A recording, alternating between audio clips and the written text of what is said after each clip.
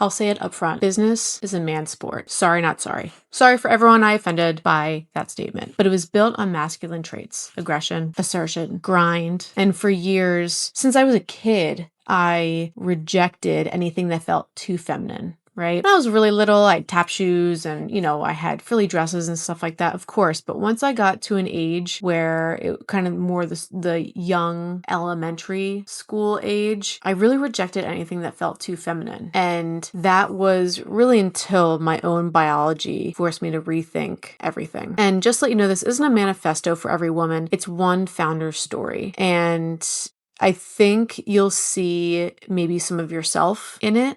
What I want to talk about today is what happens when your biology, your body, and your instincts force you to soften in certain times of your life. And that's where I had to really rewrite what I thought about and what my playbook really was. This is Unearth with Shelly Hughes podcast. I'm Shelly Hughes.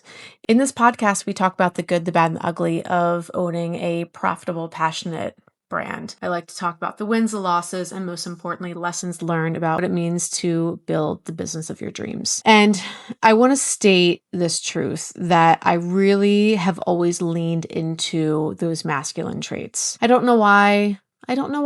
Directness, assertiveness, that get shit done energy. Ever since I was a kid, I sold bracelets. I got all my homework done. It was just this thing about in college, I did 3 different internships all in one summer. Right? I loved money.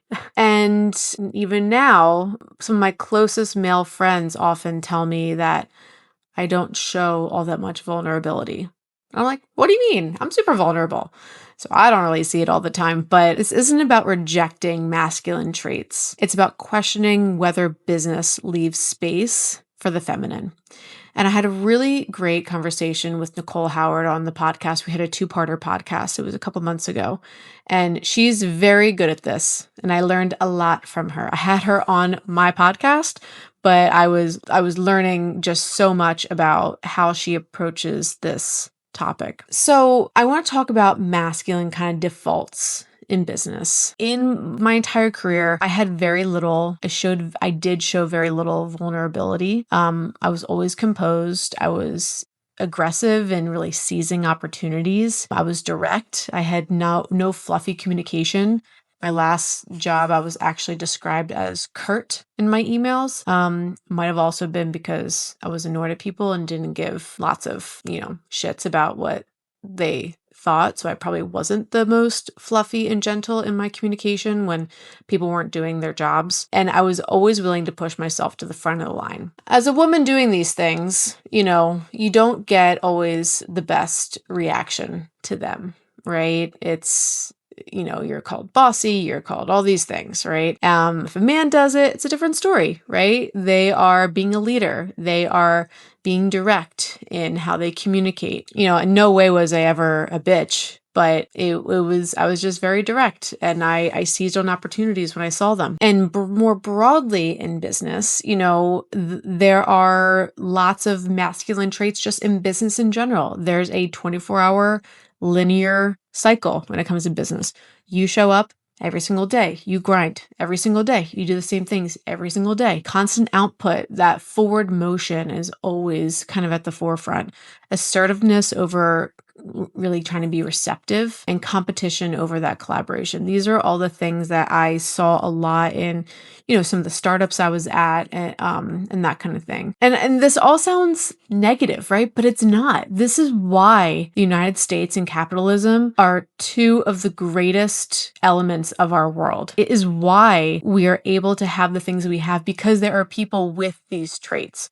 There are people building incredible things and making a ton of money doing it because of these traits. And so I don't want to ever come across as making these traits sound bad, but I think, these traits really felt very energizing to me when I was, and I was thriving. I was doing really good stuff. I was getting awards. I was getting raises. I was getting promotions, because that's what I kind of valued from a very young age. On the other hand, all to say, that's what I grew up with. That's what I saw. That's what I learned. I started going to female events. women in business kind of events. And it was a very different approach to business compared to when I would work with males, right? Whenever I would go to female-focused events or talk to women in business, I swear to you, all they talk about is the obstacles in front of women. That's all they talk about. And they talk about things that are a little bit fluffy, right? Not really tactical, and I guess they're kind of helpful, but they're not tactical. They're not strategic. They're not, right? They're kind of talking about things happening to us and what we can do about it. And don't get me wrong, I'm going to an event next week. It talks about taxes, tariffs, and the big beautiful bill.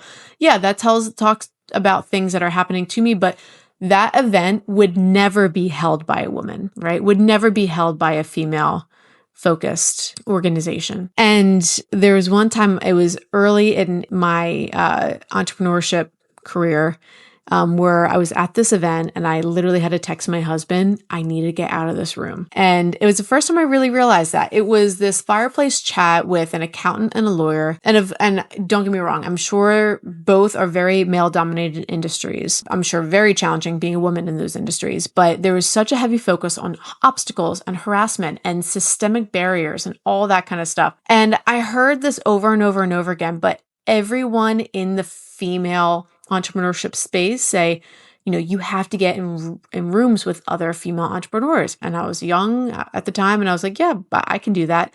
And every single time I was like, why do I hate these events? Why do I hate them? Why are they so bothersome to me? And I realized at this event, it was kind of a light bulb went off that so many of these events that are run by female entrepreneurs, and I would love if there are events out there that don't talk about these things that are run by female organizations, let me know. I'm all about women supporting women, but not when all they do is one more person telling me what I can't do or what's going to be really hard for me to do. And what's so interesting about all these conversations, almost every single one, including this one that I went to, this fireplace chat, was they talked about obstacles and systemic barriers and all these things about what holds women back in careers and business. I remember I texted this word for word my husband as this thing was going on. They were saying, there's so many barriers with women to start an LLC. I'm sorry. What barriers are there for a woman to start an LLC? $147 for the registration price? I don't even know if it's that much. If that's not a barrier. I mean, could be for some people, but not because you have a vagina. And what's amazing about these events is there is never a mention of biology. And I believe this full through and through. Our culture and our industry moves so much faster than our biology. And so in this industrial revolution and, when women had to go to work because of the war and all this stuff, that happened so quickly in retrospect to the time of evolution and that kind of stuff, that our bodies truly are meant to be, kind of back in the Stone Age. Our bodies are not meant to go back to work at 6 months. Our bodies and our children crave their primary caregiver, which is the mother, by the way. In most cases, it is biologically and naturally the mother. And our culture and our industry moves so fast towards women working, and, the government and politics and everything else move so fast to force a 2-income household in so many situations that women's biology just couldn't keep up. And I remember in this fireside chat and in a lot of chats, they talk about this pay gap, right? This female pay gap. And I'm going to get so canceled by this, and it's okay. They talk about this pay gap, how men and women can do the same job and there's a difference in pay, right? And it's often explained that, that women just aren't appreciated as men, I guess. But here's the thing. I'm a business owner. I hire people all the time. If I see a huge gap in a resume versus someone, let's say a 12-year gap in a resume, versus someone who has been working and building their career for the past 12 years, who do you think I'm going to hire? And it sucks. Here's the thing. It sucks. It sucks that many women, and I would love to be a stay-at-home mom. I think about that all the time. I would love to be a stay-at-home mom. I truly would. I love being an entrepreneur also. It sucks that women have to choose between caregiving and then going back to work. And you can't win. People go to work. They say, I get criticized all the time because I'm working, I'm building a business, I'm not spending time with my kids. If it was the other way around, if I was a stay-at-home mom, I would also be criticized. So you're going to lose either way. But I think we just have to be so freaking realistic. If you're looking at two different resumes and one has a 12-year career gap and one doesn't, who are you going to hire? And there's this whole thing about, normalizing career gaps. And I get it. And honestly, I appreciate that. And as a small business, you have to make sure you're hiring the best person for the job. And that person might be the one with the 12-year career gap. It might. And it really just sucks that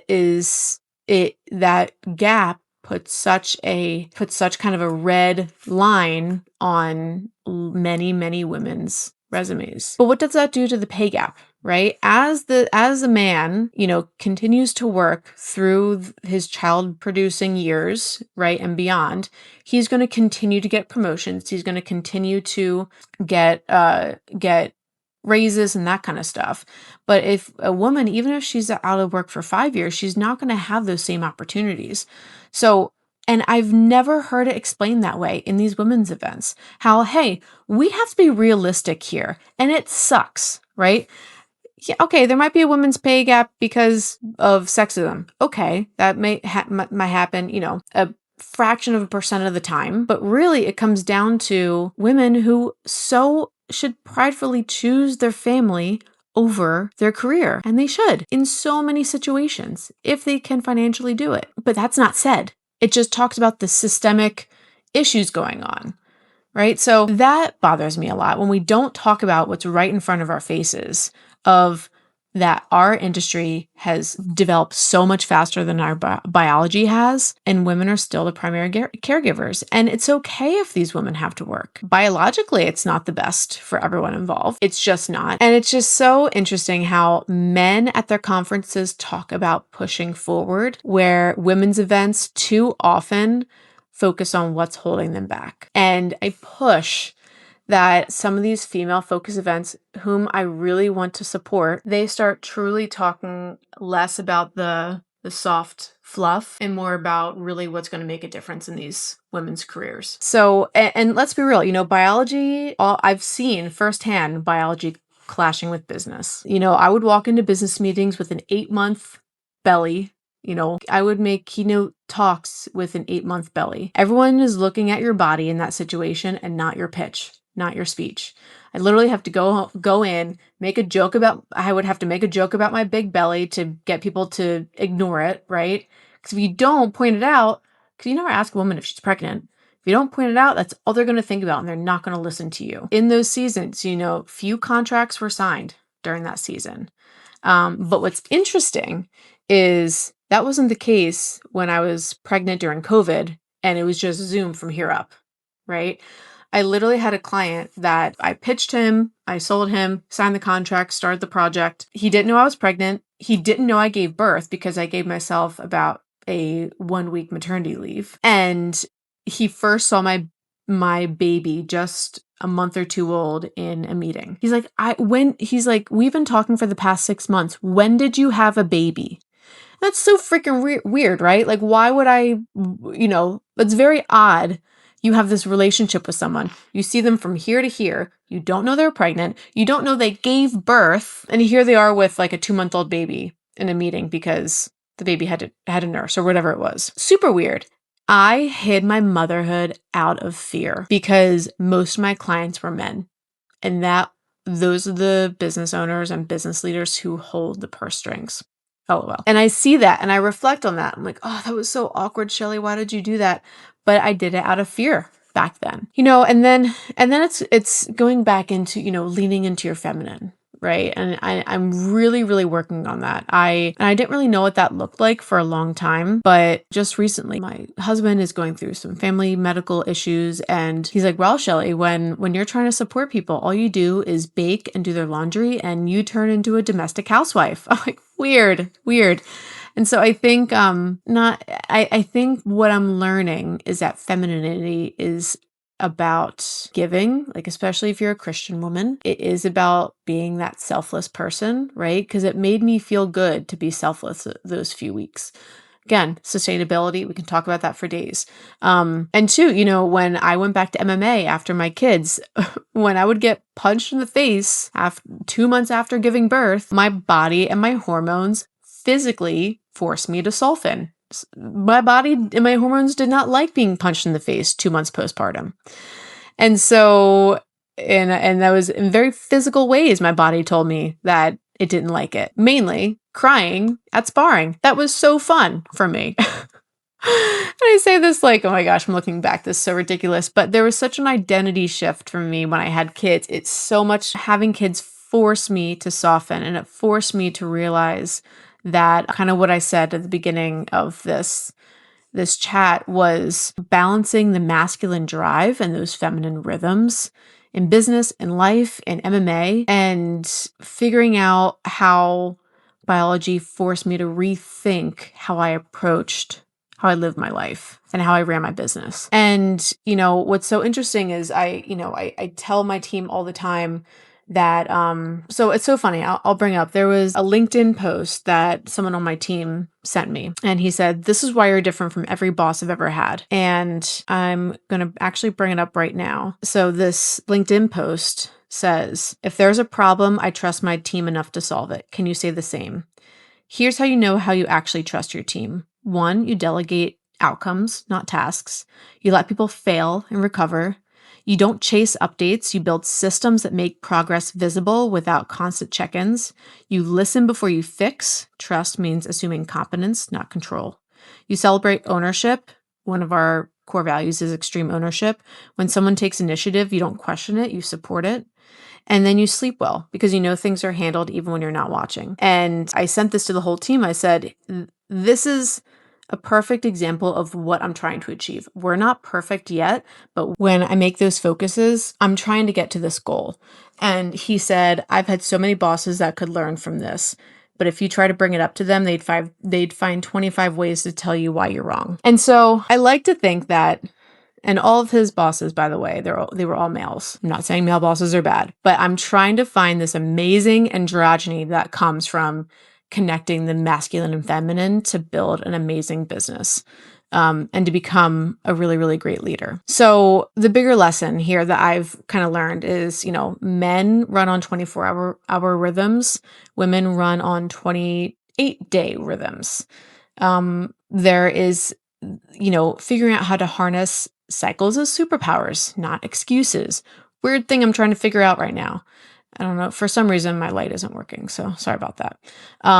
Reflective phases versus output phases, all this kind of stuff. Essentially, biology isn't an excuse. It's a strategy if you really know how to use it. So what I'm balancing today is kind of, of course, the old defaults constantly show up. Business is a masculine sport by design, but I do have some course correct practices that I'm working on. I like to journal to check in with some of my instincts. Basically what I do is I name the stress and I adjust based on what those cycles look like. I catch myself when I apologize for, kind of leading like a man. Because sometimes it's needed. So yeah, guys, I'm not rejecting masculine energy at all. I love masculine energy. I'm just kind of expanding my playbook, and I'm maturing in what it really means to be a business owner, be a wife, be a mom, manage my team. And the superpower is being able to do both, drive with force, but also leading with that softness. And so I guess my final challenge is that business was not built for women's biology, but that doesn't mean that we don't belong here. And it means that we kind of get to rewrite the rules, and that's pretty freaking cool. So guys, I appreciate your time. Appreciate you being here. If you like this episode, send it over to a friend. Rate, review. It really helps get this podcast in other people's earbuds. And we'll see you next week.